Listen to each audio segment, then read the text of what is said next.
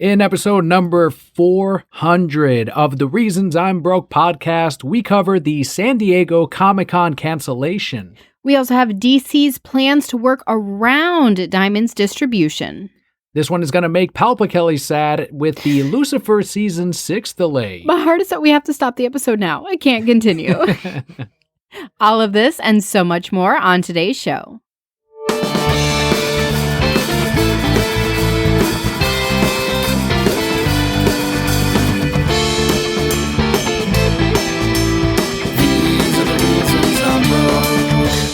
Hello and welcome to your award-winning The Reasons I'm Broke podcast, bringing you the reasons we're broke every single week and every single year, ranging from comics, movies, TV, video games, and more. I am Kindler Daniel.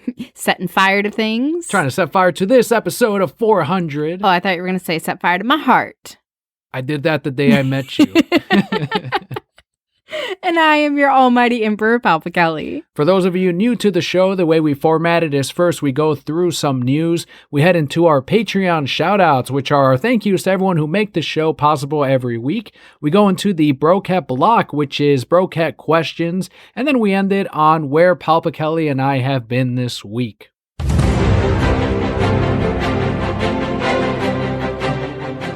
Our first bit of news is really heartbreaking.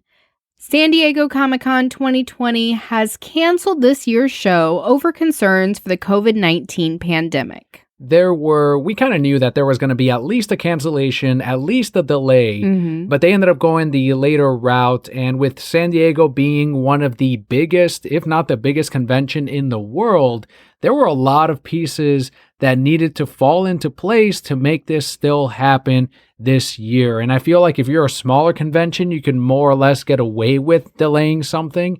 But with something this big, with all of these vendors, with Disney, Warner Brothers, AT&T, all of these people that are in place to announce these things, you got to get all of them back on board. And if you cannot, you're better off just canceling and going to next year. And these actors are not going to show up. And this further proves that Comic-Con San Diego is a media show and not a comic book one. Regardless, even if it was a comic book one, mostly, I feel that this is the right decision, right? Because you're not going to want that many people. You talk about a much smaller convention, MegaCon, still gets 30,000 people that go. You cannot fit that many people into a convention, into anything right now. And even if this was months from now that they were planning it, you can't expect the world to be back to normal by then. Definitely the right move for keeping people healthy, not getting this to spread any more than it is. But with the cancellation, they did announce next year's, which will take place July 22nd through the 25th. Best dates they could choose. A lot of questions have come up, such as, will there be the Eisner Awards this year? These are the lesser awards compared to the Breisners that happen each year. And San Diego Comic-Con Chief Communications and Strategy Officer David Glanzer did tell Newsarama the following. Quote, "Things are in flux, as you can imagine, but our hope is to be able to have a list of Eisner winners for 2020, end quote. That as well also seems fair, since so many comic book artists and writers out there did work hard this year to get their book out there, this and last year, to try to get these awards, and it wouldn't be fair to those publishers or those that worked in the industry to have a whole year canceled. That was kind of a really nothing answer, though. Like, things are changing, but I guess we'll try. I mean, they've got to do some kind of ceremony. They're going to ship out the trophies, I'm assuming, and then they'll just do like an online stream celebration, maybe? Yeah, I feel this versus a convention is really not difficult to do digitally because you're going to have all the people who are voting, right? And they're going to be able to read in the comfort of their own homes and then go ahead and email in a vote or click in a vote or whatever they want to do. And you're going to pull your winners from there. And yeah, in the same way that we won our award, where it was very easy, a live stream, right? And here were the nominees. Here's the winner. Here you go. Celebration. This is great. It's not like it's the Oscars. I mean, the Broscars. There you go. Do you have any personal comic books that you hope end up taking home a Breisner this year? Saga, for sure. Even though it didn't publish? Yeah, You're still gonna give it to it will Saga? forever. Where is Saga? What happened to Saga? Talk to Fiona Staples and Brian K. Vaughan, and as I told you last time, anytime you ask when it's coming back, it gets pushed another year and a half, so that explains why we still haven't seen it. Bring them on the show. Somebody call them. I use my palpable powers to say they better come on this show so I can ask them myself. My personal pick and favorite miniseries from last year was Doomsday Clock, so that might be a hint as to what it will at least take one Breisner. I can tell you that this year. Well, we will hopefully find out soon both the winners for the Eisners and the better-known Breisners. But moving on over to the big screen, Wolverine actor Hugh Jackman was recently asked by the Daily Beast about returning to the role in the MCU. He had this to say, quote, "If 7 years ago that had happened, I'd be like, oh yeah, but I knew it was the right time for me to leave the party, not just for me, but for the character. Somebody else will pick it up and run with it. It's too good of a character not to," end quote. It's just too hard for him to be Wolverine. Mm-hmm. He's got to go on that nasty diet and just be all man and muscles. He would rather have a dad bod and just sing in musicals.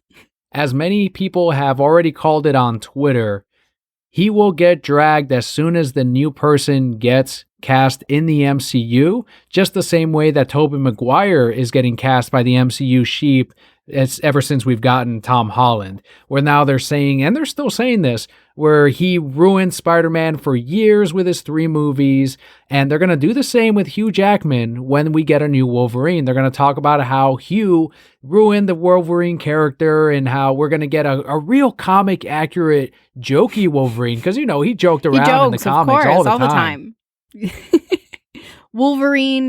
Hugh Jackman was a great Wolverine. He did a wonderful job. Tobey Maguire cried too much.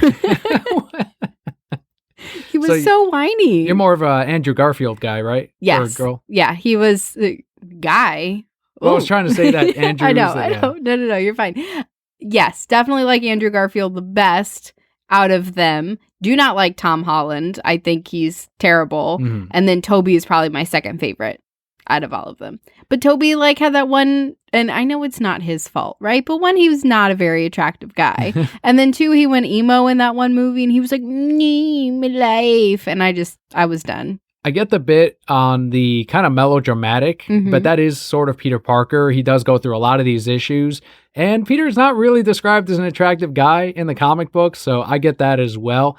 But Hugh Jackman himself, I will miss him, but it is. I thought you were going to say, well, he's attractive. It's a bittersweet thing because I don't want to see him in the MCU, and I'm glad that he's preserved as is in the Fox X-Men and Wolverine movies. I think that is a good send-off, and I think they should recast and not bring Hugh Jackman into the MCU for many, many reasons. If they recast, that Wolverine's going to be just like every other character. Exactly, cookie cutter, every other character. He's not going to be using his claws to cut up anyone because Disney needs to sell toys and they need to sell merchandise. You mean we're not going to get that joke where just the one claw stays up and is clearly the middle finger? We won't get that from Disney? Over to another universe that we are a fan of is Sony's Venomverse, in which Venom 2 got given an official title. We have Venom, Let There Be Carnage. Venom 2, Let There Be Carnage is the full title. Who named that?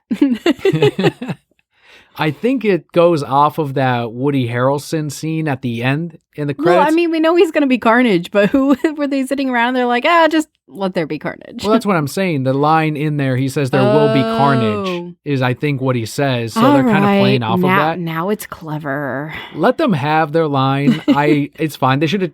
Even Venom 2 would have been just fine. I'm excited for it. I like the first Venom movie. I like what Sony is doing with the character. And I was a huge, huge doubter of the Venom movie in the first place because I was saying the character is not interesting enough to ever carry his own movie.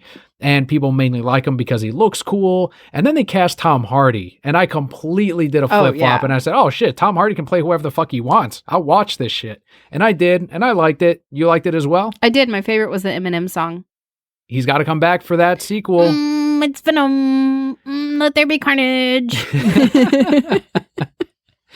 It also got pushed back to June 25th, 2021 due to the pandemic. Once again, everything going on hold, but this new date does put it 1 month ahead of Marvel Studios' untitled Spider-Man 3 film. So we can all watch this and then watch the other one and realize how bad the other one is. Or you can watch Venom 2, not watch Iron Man Jr. 3, and instead watch Venom 2 again during that weekend. You're right. Oh my God, my plans were totally wrong.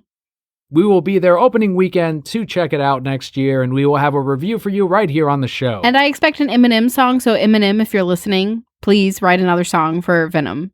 I hope we get a Carnage look soon. We got that little teaser. We got a look at Woody Harrelson. He doesn't have the giant wig anymore. Well, he needs his wig back. I agree. Who got rid of that wig? That terrible wig needs to stay. It looks exactly like the fucking comics. I'm like, yep, that's Cletus right there. Cletus was his name? Cletus I know nothing of Carnage, clearly. Over to the HBO Max side of this week's news, J.J. Abrams' Bad Robot Productions will be developing a TV show set in the Justice League Dark universe for HBO Max. This is all according to Variety. We have a quote here from Chief Content Officer of HBO Max and the president of TNT, TBS, and True TV, who is Kevin Riley, who said, quote, "What could be better than an original JJ idea and then Warner Brothers letting them loose on iconic IP from Stephen King and the DC Universe and to provide more must-have programming on HBO Max," end quote. He's referring to JJ being not only in charge of that Justice League Dark project, but also other shows not related to the DC Universe for HBO Max. They made sure to get him onto a lockdown contract for Warner Brothers projects. And there was a lot of speculation as to whether or not this was going to end up eventually being a film, if JJ was going to be developing any film projects, which I'm sure he will be. But the focus here, the official confirmation, is Justice League Dark. And it's not necessarily titled Justice League Dark yet. They're saying that it's set in that universe. I think we will be getting a Justice League Dark show.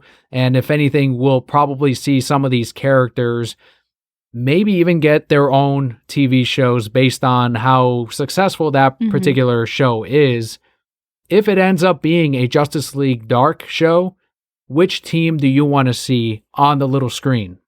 Well, you definitely have to have Constantine. You can't have Justice League Dark without him. I would love to see Swamp Thing. I think they started something really great with him in the show on DC Universe, and they have the ability to kind of take him over and keep him as the same character. Or they don't really have to change a lot. I don't think people would be like, why are you doing that? Like, it's not in continuity. I don't know. Nobody's going to say that.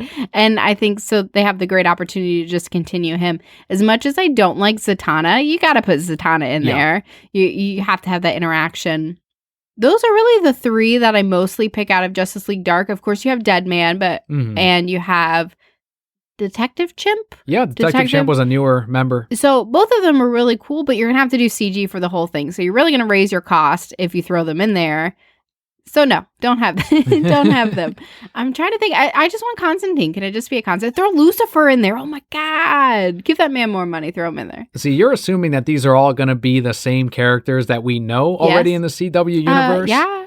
I think it's going to be recast characters, especially if it's JJ and he wants to do his own thing, or at least his production company wants to do their own thing with these characters. He's going to be the same. I would want the same Constantine. Yeah. I absolutely agree. I don't know if we'll get that. He's still playing around in the DC's Legends of Tomorrow. They just got a new season. That show's still going on? But he's there. Like, he's around. They're using him. Good for Matt Ryan. They're doing terrible things with him. Like, they're making him say stupid shit, but whatever. He's around.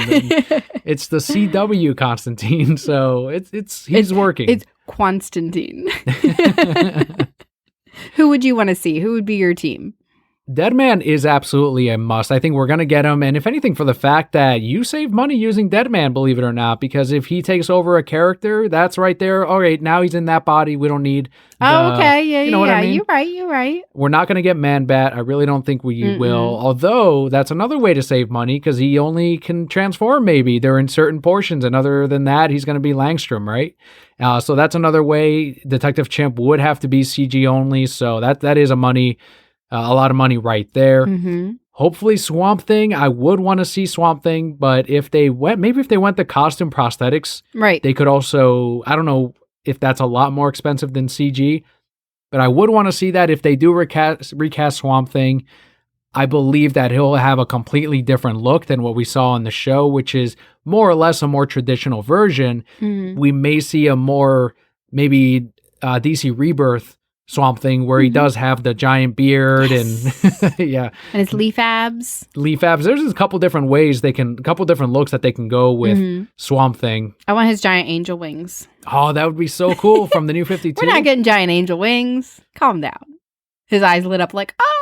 Yeah, I want to see Scott Snyder. Yeah, I do want to see that run at some point in animated or in live action. Who knows?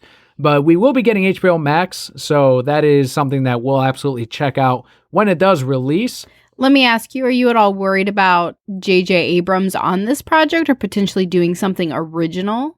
I know a lot of people were because of the way that Star Wars was happening, but as we all know, that they got the same treatment that Justice League happened, right? Where Disney meddled too much. They wanted them to change things. JJ apparently had very different plans for Star Wars as far as the third one. He never even wanted to come back for a sequel, but they dragged him back in after the way that Last Jedi performed. And even the episode 9 isn't the one that he wanted to make, and it wasn't in the same direction that they were going in, unfortunately. So I do have confidence in JJ Abrams.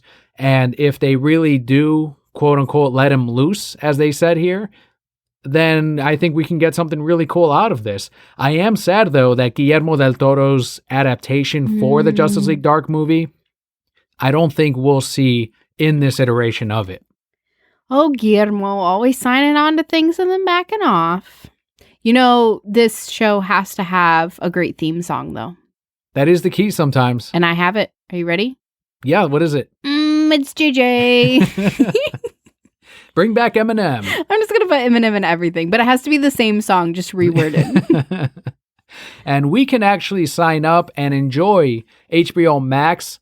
It will launch on May 27th, so next month in the US for $14.99 a month. HBO Now subscribers will automatically get access to Max at no extra cost. That was a question that I got a lot, even at the comic store when I was talking about HBO Max, because it did come up when they first announced it. And they were asking me, like, what happens if I have HBO Now? Thankfully, I knew, though. I'm like, actually, you get it. It's the same price, so it just moves right over to HBO See, Max. this is why they ask you, because they knew you had the answer. So it just happened to be that I knew, right? You were saying they're asking you. I'm like, how's he going to know? And then you knew it. I was like, okay, well, I'm a DC show. I'm an AT&T show. Some news that has me pretty upset, though. While reports for season 6 of Lucifer were looking promising, TV Line has reported that negotiations between Tom Ellis and Warner Brothers TV have stalled. Originally, WB-TV had reported attempting to sweeten the pot several times, but Ellis has rejected each offer. An insider at TV Line told them, quote, "Everyone wants Tom to be happy, but there's a limit, and it's been reached," end quote. How much pull does Tom Ellis have where he goes, I just won't sign up? What are you going to do, recast me? They're not going to recast him. They'll just cancel the fucking show. You think they wouldn't recast him? You think they couldn't find a way to do it? They would not recast Lucifer. I think they would just end the show without their lead. That is a huge draw for a lot of women and the 1 million moms out there is Tom Ellis. I mean, yeah. You're not going to see season 6 if it's not Tom Ellis. I probably would. If it was written the same, if they got someone... Because here's what you could do. Because of who Lucifer is, you end season 5 in a way where maybe his mortal body is destroyed. And then you just stick him in another body. There's ways to write it. You would just have to get someone attractive enough to step in after him. Here's how you threaten Tom Ellis with, oh, no, we can move on without you. If you don't accept this very nice contract, you know you met Constantine in the CW verse. We can put a subtitle to this fucking thing and have Constantine instead star in your show. What do you say about that? And that's when Constantine's a huge draw for a lot of people. We know they know each other. You would watch Lucifer season 6 starring Constantine. You don't care what it's called. My heart just stopped. Oh my God. I would. I don't know if I would be happier if Tom Ellis was actually there or if it were Constantine. I don't know which one would make me happier. We'll call it Lucifer season 6, Constantine season 2. Fucking greenlight that shit. Put it on Netflix. Let's see if Tom signs up then. Yeah, go ahead. See, And maybe it's just me being me, but I follow Tom on Twitter and I see all the great things that he does and all these charities and blah, blah, blah, blah, blah. And I'm like, why are you not just signing? Why are you being mean, Tom Ellis? Why are you asking for more money? Man wants to get paid. I get that. He's got an idea on what he's valued at. I also understand, but he talks about how much he loves the show and what's happening with the show. So just sign the contract. I'm sure it's not less than what it was for the last 5 seasons. Get real dirty and point to his colleagues. It's like, look, you're friends with all these people. They're not going to get work if you don't sign up because we're not going to do this. And sign Constantine. Matt Ryan will jump right over. I'm sure he wouldn't say no. Oh my God. It'd be so good. Hopefully Tom will sign up soon and you'll get your season 6 of Lucifer. I want my season 5 first. Where my season 5? So they said you're more on this than I am. They said season 5 was the last one, right? Yes. And then now they're getting greenlit for season 6. So season 6 is not necessarily the last one anymore at this point. Like they can do a season 7 theoretically. I mean, if they can get Thomas Ellis to sign and or just make it the Constantine show. We'll find out in the next couple of months what we get out of this.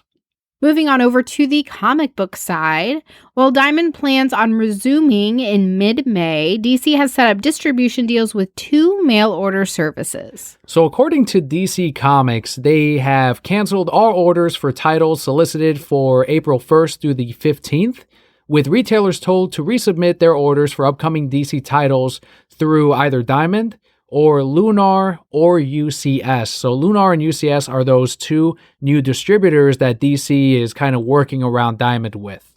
Steve Jeppy from Diamond Distributors refuted this via email and confirmed that Diamond still has all orders from retailers. I would love for him to do this in a nice Italian voice, like, nah, we got it. That's racist.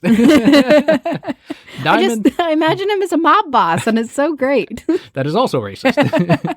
Diamond confirmed that numbers will be adjustable and all titles will be returnable to retailers. So here's where I'm going to clear it up because I did have a couple of subscribers and customers contact me about this. They're confused. They're worried. They're asking if they need to let us know what DC titles they're sub to. No, not at all. Nothing to be worried about. The store that I work for and the one that I manage, we're choosing to... The way this works is retailers have the option of either going with these 2 distributors and getting these books 2 weeks earlier, 3 weeks, or they can continue with Diamond as they always did. And, they have all their info and all that. They don't have to sign up for any new distribution deals and they'll just get them in late May. Most retailers are going that route because most retailers are not fully open to be able to distribute these books on a large scale. And me personally, it's only like 10 DC titles and they're not big hitters. And they're all going to be scattered anyway. So it is not worth going through risking your numbers by going to these other distributors. Instead, go through Diamond. They have your numbers. We know how to order through them. We have our discounts already set up. They're returnable. There's just less headaches and less steps. The risk reward is simply not there to go with these different distributors just for a couple weeks early. What benefits is there really? I think readers are still going to be there for their books when they come out late May, and that's when everything else will resume as well. A lot of these customers are not working. A lot of these customers don't have a paycheck. I didn't have a paycheck either for weeks, and that's just the way it is. And it's not going to be where we're going to get a flood of subscribers coming in to pick up 2 DC books on that 28th or whatever. It just doesn't make sense, and I don't think this was a solid move on DC's part or any retailers that choose to try to go through these other distributors. DC did, however, explain in a letter to retailers, quote, "The new schedule is designed to allow each of you to begin ordering a limited amount of DC product at first, and then ease back into the number of books that represents a normal release schedule from DC when your business can accommodate it," end quote. Any retailers that choose to participate in this other release can sell their books on Tuesday instead of Wednesday. But again, it's not... Here's the titles for the 28th that retailers, if they went through the others, can get. The 3rd printing of Batman 89, Daphne Byrne number 4, The Dreaming number 20, Nightwing number 70 as a 2nd print, and Batman Giant number 4. Ain't no thing. Like, this is not worth it. Ain't no thing, DC. We have a retailer reaction from Mark Nathan of Cards, Comics, and Collectibles in Reisterstown, Maryland, who said, quote, I will not be signing up for this. I will wait for Diamond to reopen. A company run by people who love comics, its history, and its passionate fans. There will be a time for the next issue of Batman, and it will be needed then, not when its release puts people's future in danger. End quote. That's another huge one right there. Another huge reason to not do this is the health of the industry, of the people that work in the industry, and the various subscribers, customers, regulars, anyone that is on lockdown. Again, simply does not make sense. And I'm reassuring everyone out there too that if your shop is going through Diamond, they have your numbers. Even if they're not, they have your numbers. It's not like this whole thing erases your whole subscription. It's like, oh my God, what do we do? What's going on? That is simply not the case. Nothing to worry about on your end. It is all on the retailers. I should have read his quote differently, like, we're not going through these other ones, guys. We're okay. And Steve's like, yeah. You really want him to be a Gotham mob boss. I do. It makes me so happy. Like, I have more respect for him if he's a Gotham mob boss, just running this comic distributor empire of all things for a mob boss to run. Right. One of the things that, last thing I want to comment on with this news story is Elizabeth actually asked on Twitter, because the comic shop that she attends, the owner pointed out that these other two distributors are through two big online retailers, one of which is Midtown Comics, and that he didn't want to feed them more money by ordering through them to go with these different distributors.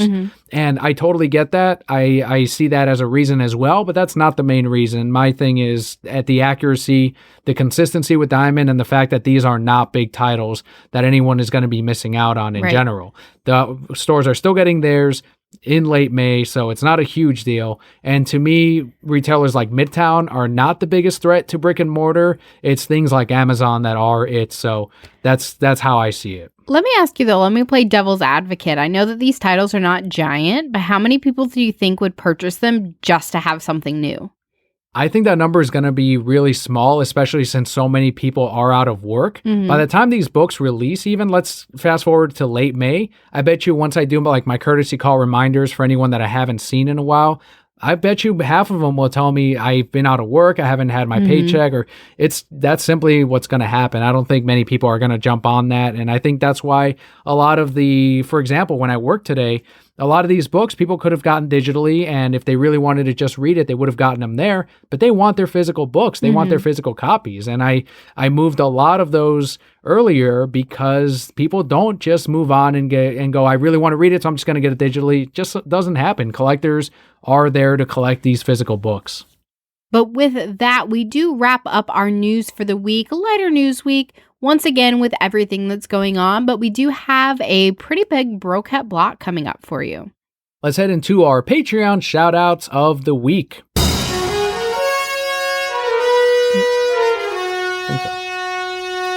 This week, we have 8 shout-outs for you. The first one goes out to Julian W., whose Twitter handle is at Kage023 or at Lazy Gaming Guys. Julian has been streaming Final Fantasy XIV and did a bonus episode for the quarantine viewers. Cool. So huge thanks to Julian and the Lazy Gaming Guys for keeping people entertained on YouTube. If you go to Lazy Gaming Guys on Twitter, at Lazy Gaming Guys, there is a link to their YouTube channel, and I highly recommend it.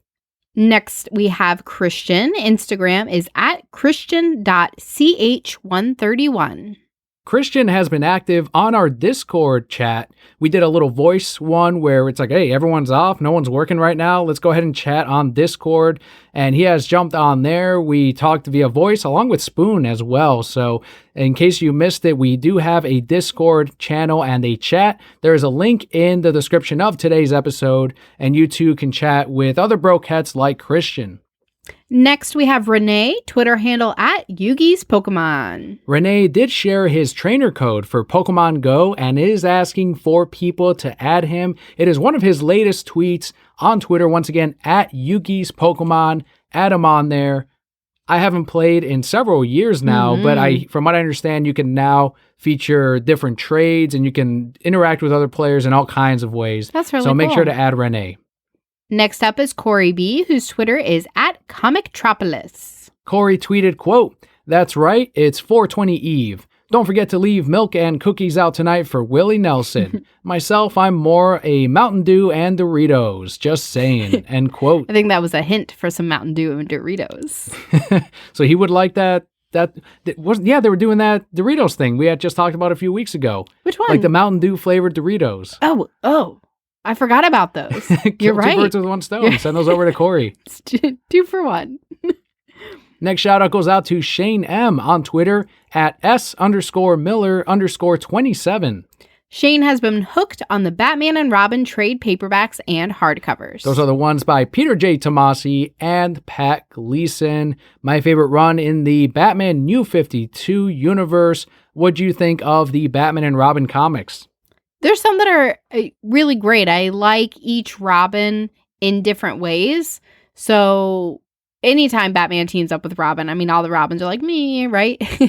But always so cool. I really enjoy them. I like the arc in those where Damian proved to Bruce that he was the best Robin. So he stole something from every single Robin. Yes. And beat the shit out of several of them just to prove like, hey, father, I'm the best Robin. I'm doing this just to prove to myself and to you that these guys are fucking scrubs.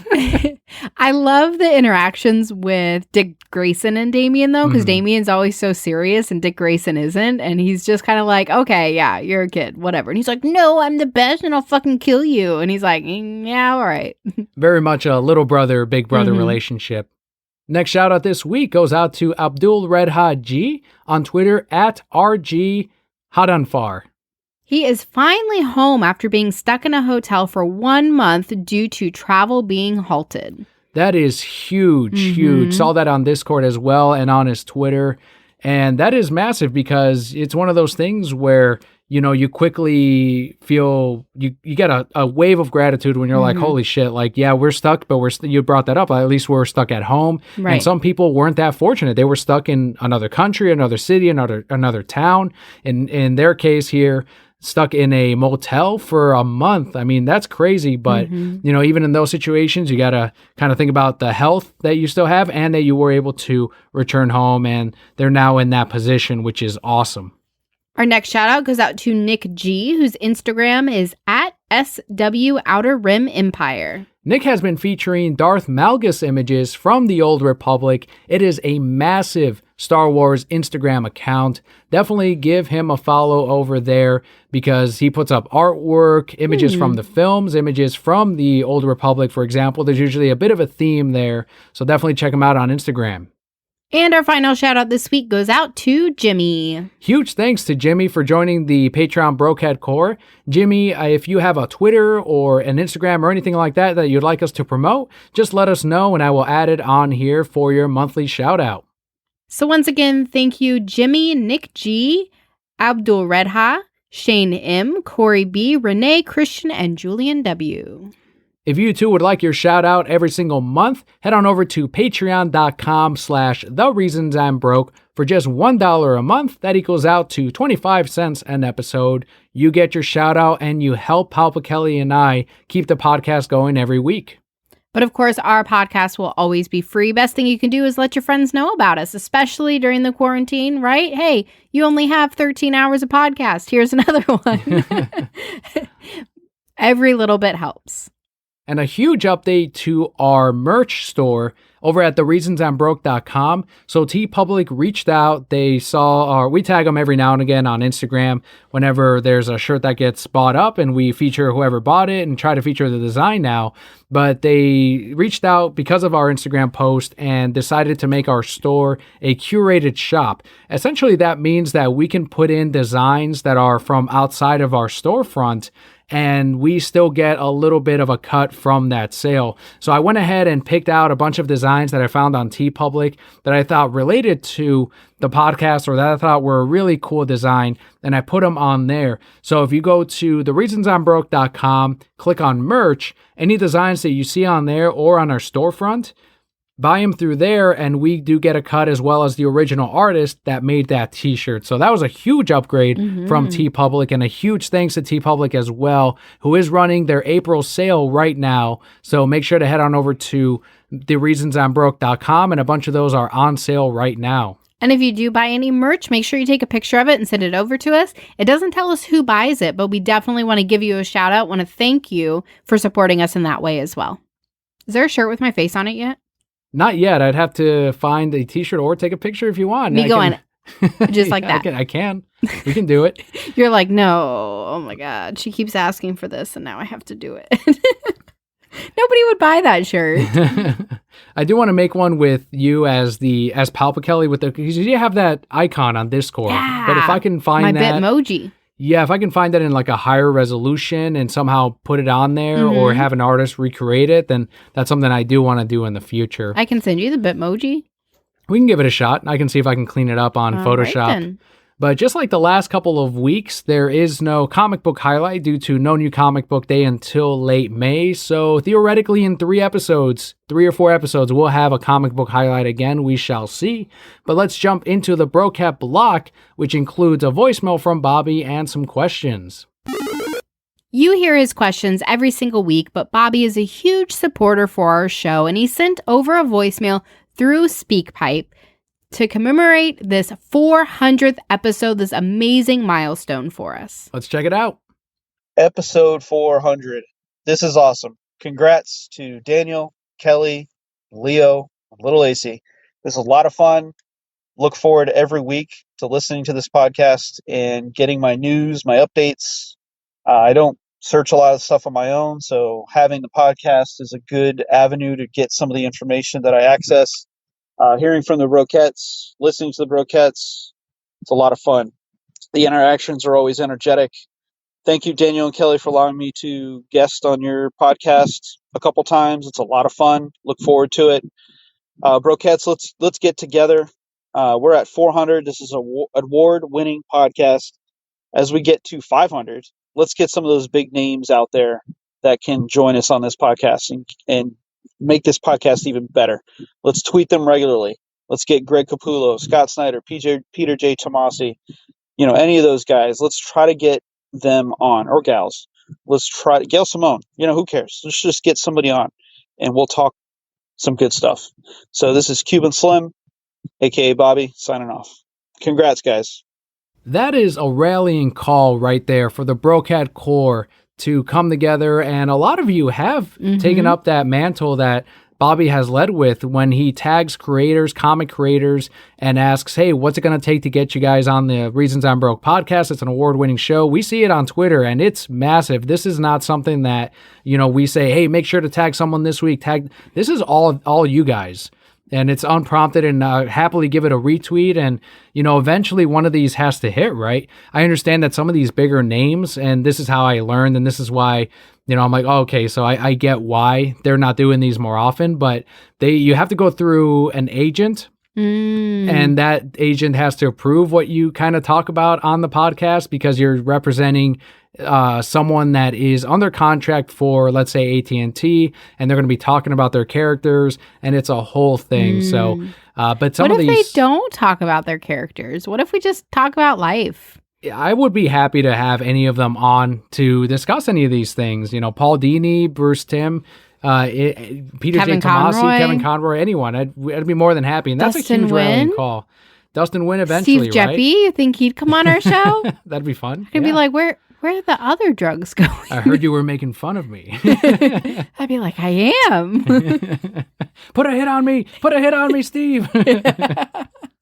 Oh, that's huge, Bobby. Honestly, thank you so much for sending in the voicemail and for being that call out there on Twitter, on tagging these creators. And who knows, maybe one of those will fall through and it'll help out and getting one of these bigger names on the podcast. But beyond that, thank you to you as well, who have tuned in for whether this is your first episode or your 400th, particularly everyone who's been here for 400. I'm amazed you stuck around through those early episodes. Yeah, those are rough. They're rough, but it's pretty amazing to sit here and think back and realize, wow, we've been doing this Forever. Since 2012. A really long time. So thank you, Bobby. Thank you to all the Broquettes. And Bobby does have some questions that he submitted. This one was from last week, which we promised we would put in on the episode 400. And he asks, quote, how often can you move, sell, back issues, or trades when you feature them or spotlight them in the shop, placed in a high traffic area, and all staff promote it? Successes and failures? Share the stories. And he also says, Kelli, same for your products, examples, end quote. So I will say that when I worked in the Orlando store, there was space to do all kinds of boutiquing is what we call it. And whenever there was a movie coming out that, pertained to what we sold, we would put that whole front table with a bunch, let's say the new Star Wars movies coming out, we would fill that with a bunch of Star Wars trades and hardcovers. And every now and again, those would hit and we would sell off of there. The streams that I've been doing on Tuesday night with the owner, in which we recommend the trade or hardcover, so far those no one's taken us up on. So I don't think that on a stream is as effective. But I will say what does work is the in-store hand selling. So when someone says, hey, I'm looking for a kind of comic, I'm looking for a new DC trade, what do you got? Or which one is good? And when I go over there and I show them things like Batman Court of Owls, Superman Red Sun, it's the stuff I like. That's all it is. You sell based on your passion, based on the things that you've enjoyed. That is what ends up working, and that's what ends up hitting. So that's, I think, the more effective way to sell books and trades and hardcovers is in-store. And very rarely, I will get the situation in which they go, oh, okay, thanks. I'm just going to get it online, but I appreciate it. And that's what kills me. That's where I try not to get upset, but it doesn't happen often at all. Good. 9 times out of 10, they'll go, all right, I'll take that and this and this. And it's like, boom, great. Because they know that they're supporting their local store. They have it here. They have it now, right? That's the huge thing. Well, I do have some retail in my store. We're still a coffee shop first and foremost, right? So we're not really pushing that retail to get sold. So we do, something along the same lines, right? If I'm out of a product, if I'm out of a food item, my staff knows offer something else. So it's not, no, we're out. It's, I'm out of that one, but I have this, and this is why it's similar. And if somebody's on the fence, especially if it's through the drive-thru, which is our only channel right now, multiple people wear headsets. I think we have 5 or 6 headsets. So 6 people are listening to the conversation and can contribute to the conversation at any point. So I always make a really big point of, if, we say, oh, we're out of this, would you like this instead? I'll hop on it. Or if they're like, I'll hop on it. Be like, oh, have you ever tried that before? Like, that's my favorite pastry. And now the person who recommended it is more credible. And a lot of times they'll say, okay, yeah, go ahead and give that to me. So not so much about, I guess that's a way to put it in the forefront of their mind, where maybe it's not there physically, but you're mentioning it, you're suggesting it. And 9 times out of 10, that'll convert into a sale. And maybe they spent more money than they would have otherwise. So it sounds like a very similar experience where when you're interacting with someone face to face, that is definitely, you build a connection with that client or that regular and based on what you sell. And on top of that, what you recommend, if they're like, hey, I really enjoyed that, what else do you have? And then you can hand sell from there. And very similar to what Bobby himself also does at his board game shop. And I'm sure, as he said, episodes ago, that it's a very effective way to recommend something to someone. We also have another question here from Bobby, who says, quote, 400. Obviously, there is much unknown. Looking for your thoughts and opinions regarding how does the film industry move forward? Do you want to pause there? There's a lot of questions. There is, but they do all relate to the same experience, or I think one answer, really. So go ahead and keep going. So how does the film industry move forward? Movie theaters won't be too much of an access point, if any, due to closure or distancing measures that could possibly tone down how many attend at a given time. How is this gap now, as well as the recovery to come, into account in regards to the record books and box office revenues? I need more coffee. You want me to take over? Go ahead. Asterisks, footnotes, banners with descriptions of why numbers reflect poorly or ignored entirely. Can a film stand up and make the same or more money in theaters again? Will studios look to other avenues to make that money on digital services? Will the industry slow down due to these massive differences in delivery? I personally see drive-in theaters making a comeback, as this would be acceptable for social distancing guidelines and would keep people isolated while enjoying a film. The experience is drastically different. I've been to drive-in theaters growing up. However, it would be an avenue to continue the movie experience, quality and frequency of films, end quote. So I'll start by saying I think drive-ins have already made a comeback. You just sent me an email today of a local theater that's starting to do drive-ins, and they say, oh, here's what's available, here's the times, here's how we're going to do it, and you can come and do a drive-in for it. Yeah, it's pretty cool because it's $20 per car. Mm-hmm. So if you fill that up with your family, everyone's good to go. I don't know what kind of issues people will come across because anyone sitting in the back can't really see the screen as well. So it's a little iffy. I'm a little iffy on it, but I sent it to you because I'm like, let's try it. I've never done a fucking drive-in.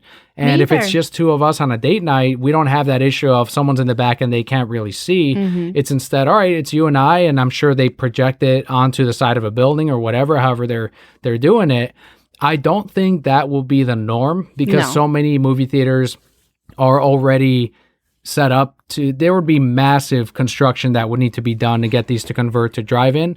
And I think a lot of theaters will be making a comeback, but I don't think drive-in will be the norm. No, I think we will see more drive-ins. I think people will see the value in it and in that experience. But you're going to lose a lot of the quality of the movie. I cannot imagine that a 4K movie projected onto a side of a building is going to look 4K. I cannot imagine that even if they have a speaker in your car, that speaker is going to be as good as something that you would get in the movie theater.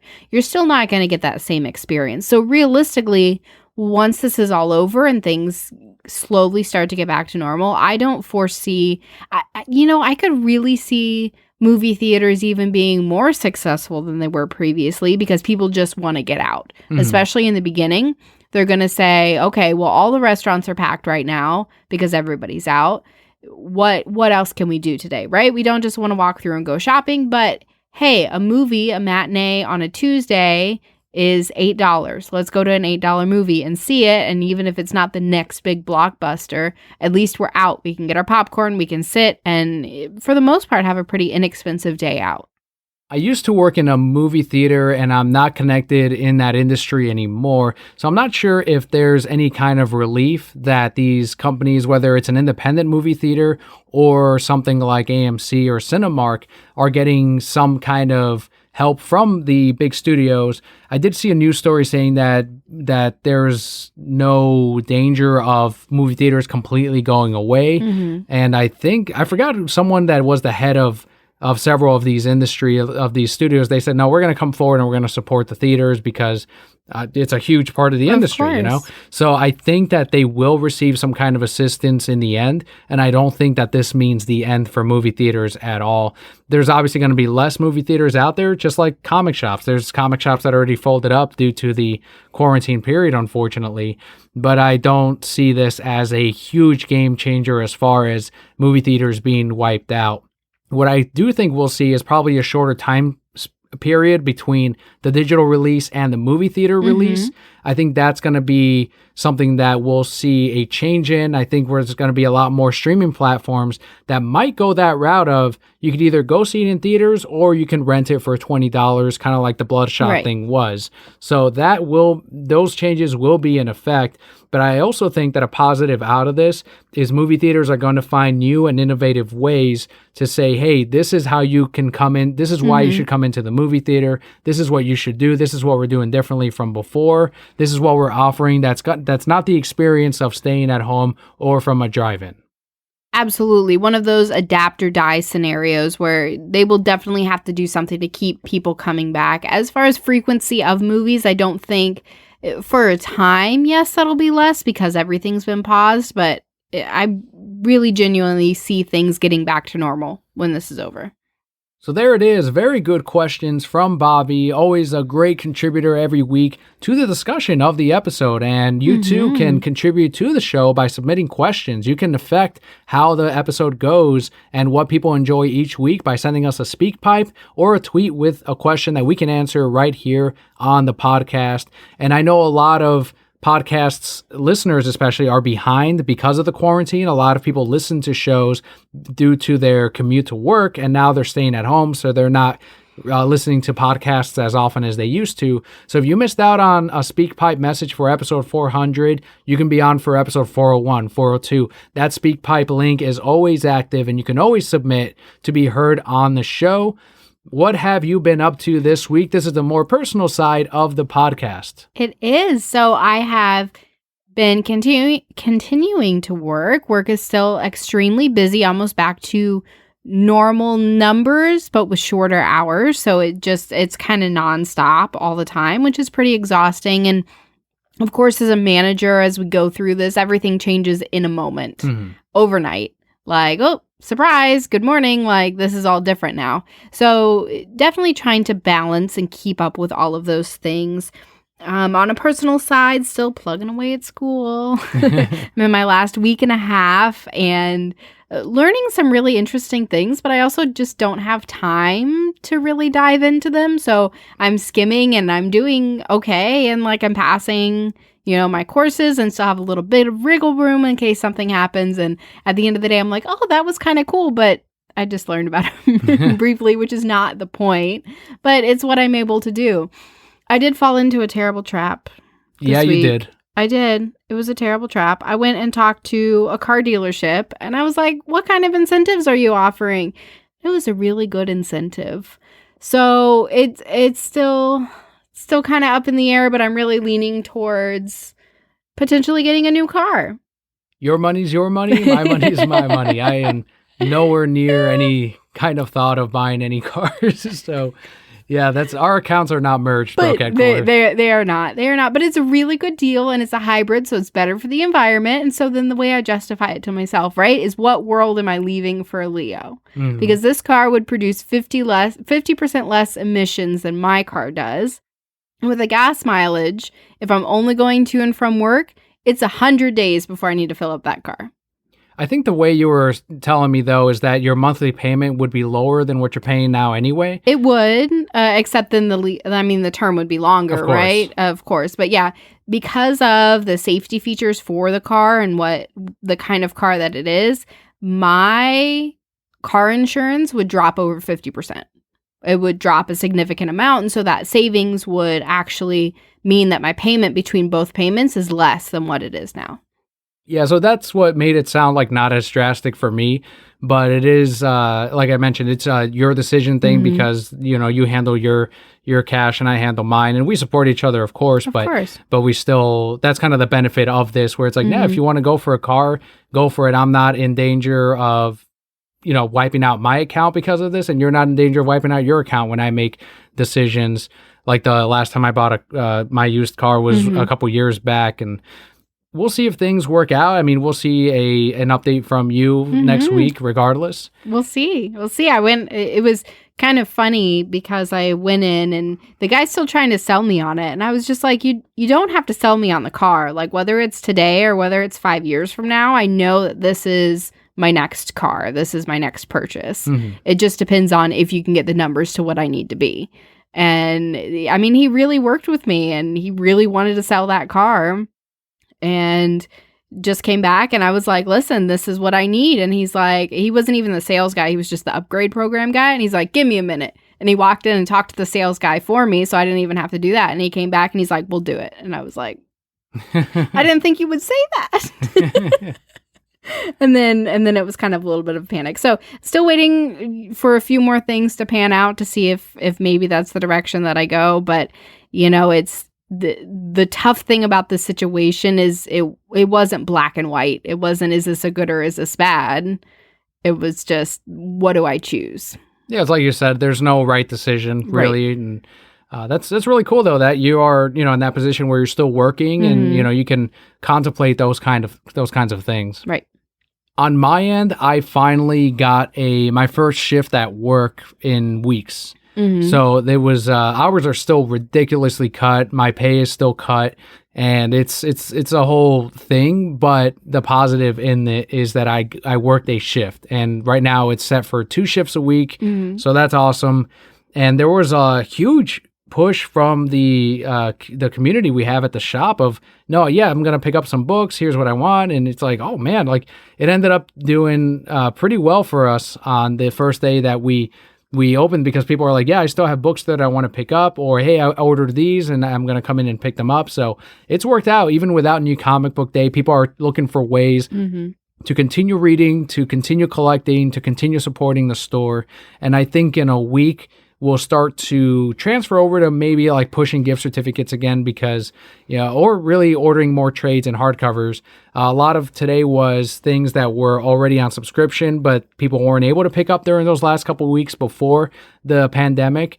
And now they're picking up that stack. But some of these are subscribers or regulars that I don't see for 2 to 3 weeks at a time, which means by the time that they do come back in the store, we should theoretically have that first week of new releases at the end of May. So I was hustling, I was calling people, and I was taking care of requests that were already up, which I was really happy were there, because it's like, all right, those are guaranteed sales. That justifies me being here. That justifies my shift. That justifies, the little bit of pay that I would get on that end. So right now, it's a good thing. It's a shift in the right direction, but I also recognize that next week, these shifts could completely go away again based on how sales go. So I have no idea how things are going to go. I'm just happy I did work today. We'll see what happens next week, but for now, it's not a guarantee yet, as we continue to take things day by day with the county and really with the rest of the nation and the distributors. I feel at this point in your full-time dad life, though, you would almost pay to go back and work that shift. It was a nice break in my weeks, that's for sure. Yeah, it was getting not redundant, but it's like, all right, well, I'm ready for a change or something, some kind of difference. And having that today and then having that this weekend, I think is going to help out in at least breaking up the week, right? So that it's not, several back-to-back days of being a full-time dad, which is as I said last week or the week before, I was thinking so far ahead of, I'm going to have this extra time. We can record these extra podcasts. I didn't have that extra time. No. It was still like I was working a 40-hour work week, but instead I was watching Leo. And anyone that has a kid, anyone that's a parent knows that you don't just get free time when you watch any child. It is something you have to focus on, and you can't really do anything on the side, especially not a podcast. And thankfully, we were able to crank out extra episodes, but that did require extra nights of less sleep and, some finagling of time, or who watches Leo, or all of that. So we were able to still keep that promise, and we hope that you enjoyed those extra episodes. But I am glad that at least today I was able to go into work and talk to some of the people that I haven't seen or talked to in weeks. Well, I'm so happy that you were able to have that break. Enjoy Leo tomorrow while I go to work. Yeah, that I will be doing that tomorrow. You were so funny when you left today. You're like, okay, Leo likes to go on his walks, and here's his snacks for today. As if I were the babysitter. This is his routine now. Right.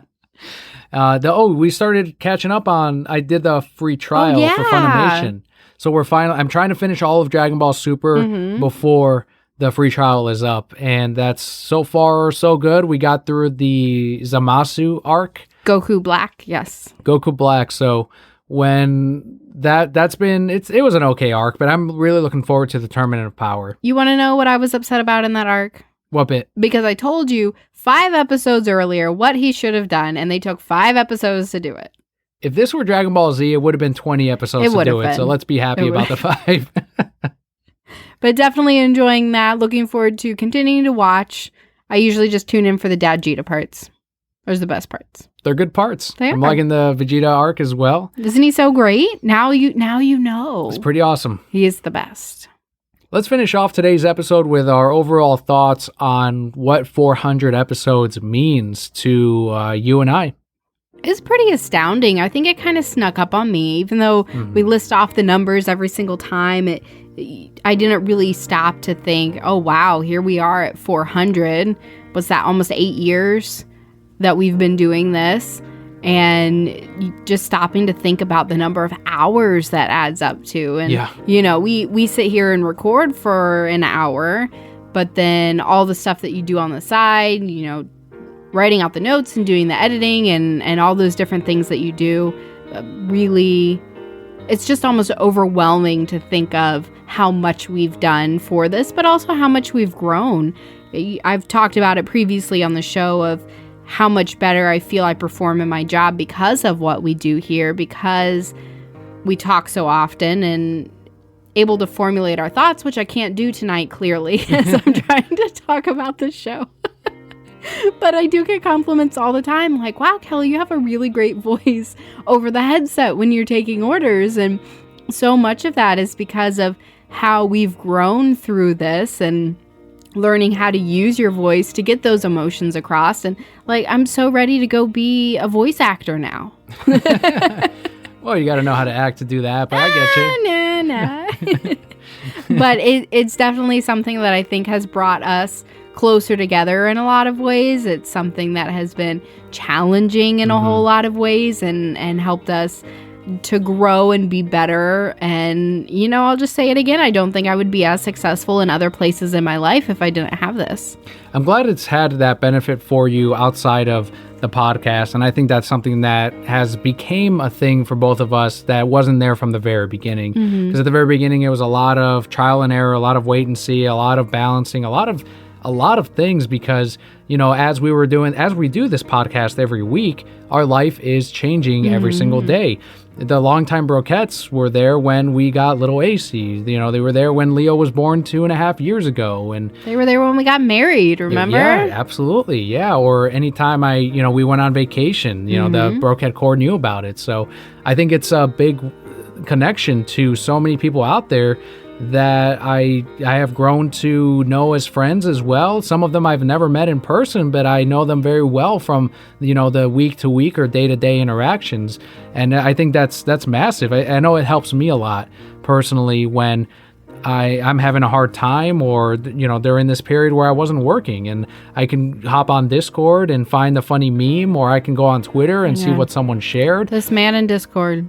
It's just lays in bed and giggles. It's a lot of fun, and I'm very happy that I have that outlet and that connection to the Broquette Corps, the outlet and connection to talk to you every week, and that we are fortunate to be able to sit here and do this podcast every week and have done it for 400 episodes. I think that's a huge accomplishment.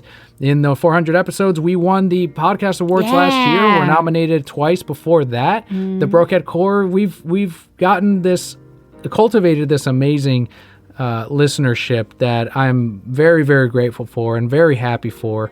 And it's the reason we do this every week. It's not because of, okay, let's see what news stories there's going to be. It's not because of, all right, well, we're able to upload this episode this week.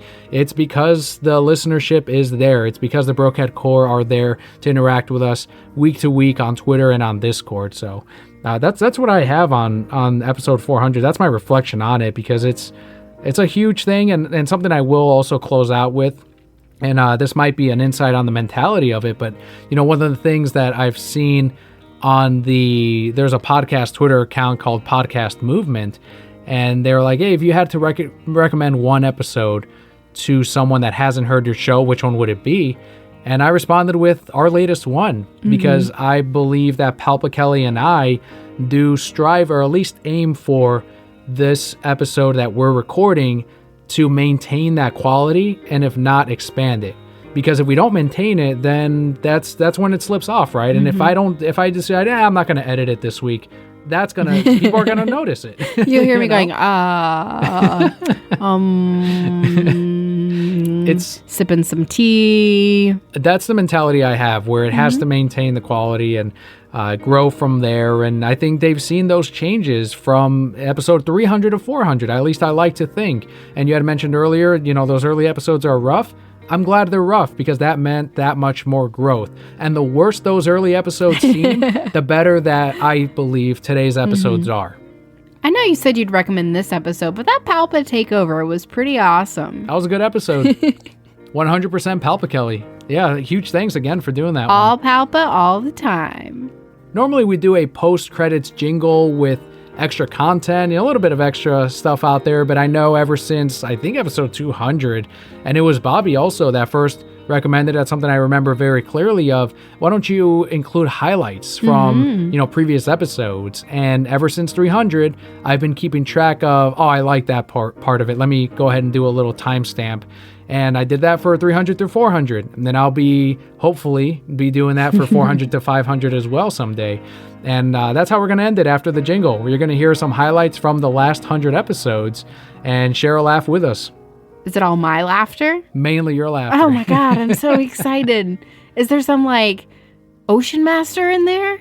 I don't think there's any this time, but you'll have to tune in to figure it out. My God. But Brocat Core, thank you so much. Whether this is your first episode or your 400th, I know there are Brocat Core members out there that have been there from the very beginning. And a sincere thank you to you and to those that just joined us for the first time today. I have been Kindler Daniel. And I am Emperor Palpa Kelli. And Brocat Core, all will be well.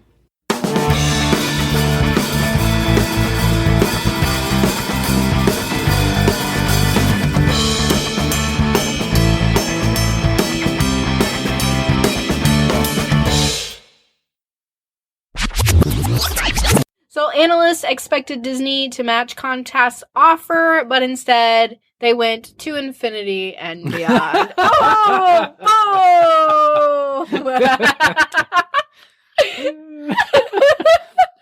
And that's a marker for episode 400 highlights. For the 1992 movie was heavily rewritten. Fuck, man. Jesus Christ. Podcast award nominated. I feel like Auntie Fee. Let me know if any of you know Auntie Fee. You love Auntie Fee. I adore her. Rewritten. It's not the same. Rewrote. Don't be rewritten.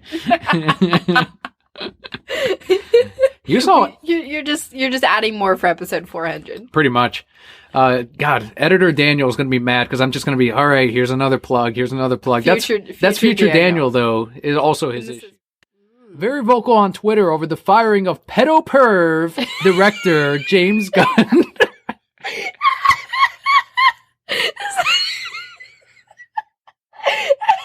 that his name? Pedo perv? I'm going to fucking call him.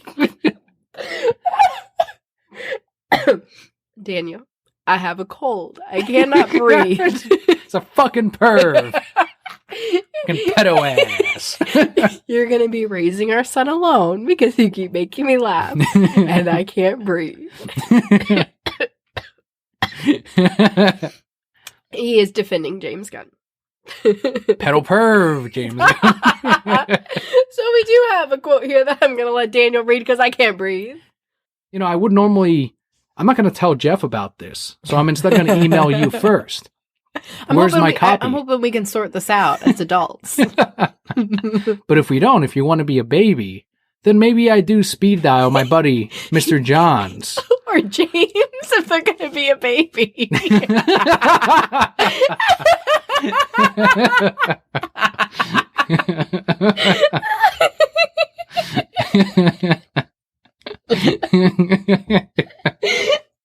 So you emailed them.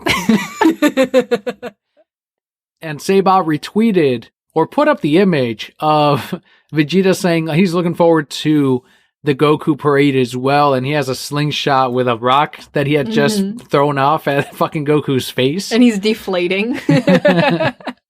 Vegeta's never gonna have a balloon, guys. You just leave Vegeta alone.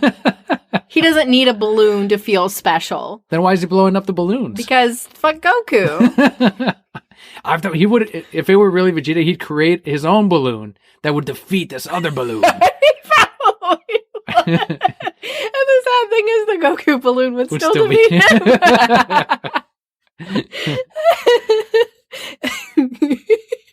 He would really have Bulma create a balloon that would defeat the Goku balloon. Poor Vegeta. All right, fine. People ask what his weakness is. Women. Like, literally, that is it. Do you really think he fucks all those women? Like, really? I think he does. Like, I know there's the Playboy aspect, but the people that Batman is attracted to, he has fucked Wonder Woman, he has fucked Catwoman, he has fucked Talia al Ghul, he has fucked Batgirl, he has, who else has he fucked? Zatanna. Who else was it? Zatanna, yes. That's only 5. Cheetah, that's 6 right that's there. 6.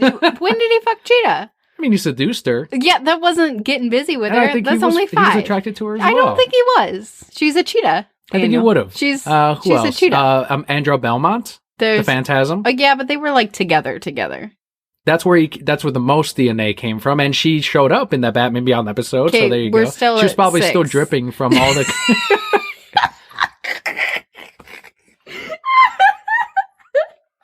Stop. That's disgusting. And true. So And gross. true. Ew.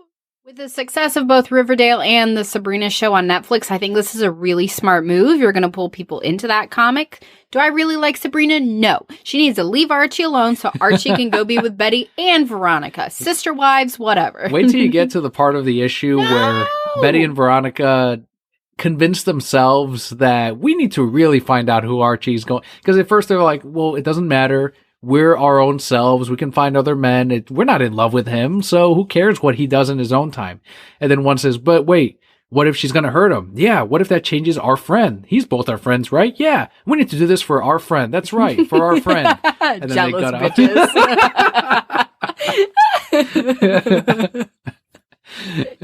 bitches. Our next shout out goes out to Matt, whose Twitter handle is @Mr. Forklift. He tweeted out, quote, "Weird tale from hashtag WSOP main event. World Series of Poker. Guy shoves all in blind prematurely, exposes his cards, and rightfully gets a 1-round penalty. Then drops his pants and says, 'Now I'm really exposed.' and this guy's my hero. And throws his shoe at the ceiling and bounces off the dealer for a full disqualification. Must be nice to waste $10,000. End quote. That's not a waste. That guy's history. He made history. And I guess now I'm fully exposed. I read this and I'm like, that's something that Daniel would do. Sir, please. Sir, please yourself. And they're like, you win it all. He wins. Makes it to the next round. They did a thing where they sent an email like a month ago where you can go on this yacht trip with other DC Universe members, and it's like, fuck, man. And you get to mingle, with other fucking guests and shit. Like, what if someone from like an actor ever wanted to fucking mingle? What? with you mingle with fucking Swamp Thing and shit? Hell yeah. No, you just said people with the DC Universe app. You didn't say Swamp Thing. I thought you just wanted to go mingle with other weebs. There's no way that there's not at least a cast member or one of the showrunners on the yacht. So what if it was the guy who played Alec? I'd avoid him the whole time. It'd be like a perimeter around him. Like, oh shit. He just wanted to like hang out with you. So it's like a game. Like I just gotta keep like getting busy, like running off to another place. And like, I'm busy. Sorry, go. Like just run off. Like I gotta refill. Bathroom. He corners me. I just jump off the yacht. He jumps down, tries to save it. I'm like, no. I just swim down, yourself. like drown. Get away from me. The only way he's gonna get near me is over my dead body. Like he's gonna have to drag my carcass. Okay. What if they had on there the guy who played the murderer? Oh hell yeah! Like that's the opposite. Like be like, hey man, how's it going? But then what if he murders everybody? That'd be kind of cool. Like, quit playing. He tells me, little girl. Yes, sir. This escalated very quickly. His friend was so useless in that episode too. Yeah, he was. Like he didn't do anything. He's like, just be cool, man. Be cool. They could have been cool. Like that cop would have left. Joe's posted up some Mandalorian "This is the way" shirt designs. I don't know what that is, but I've seen that phrase in several. I know what it is. What is it? This is the way. It's not fucking you got the knuckles. God damn it. This is the way to these nuts.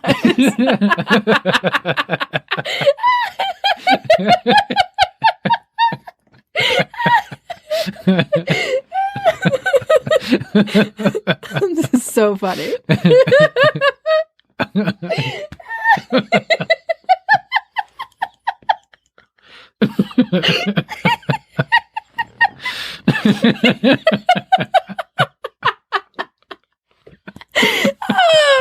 You have a pretty amazing wife. I'm just throwing that out there. I'm like the best. Oh, man.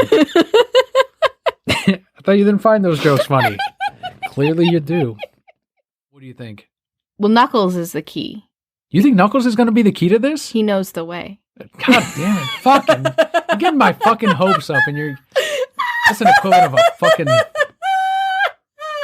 You might as well have gotten me with a these nuts joke. Shit. Oh my god. He was so helpful. And I thought, like, maybe that's why Ian was downplaying some of the Knuckles thing. Like, oh, he doesn't want to ruin the fucking spoiler. And Knuckles is, man. He knows the way. I'm tired of this Ugandan Knuckles shit. You know where he knows the way to? No, I'm not going to fucking answer that one because you got me once with that one. Fuck that shit.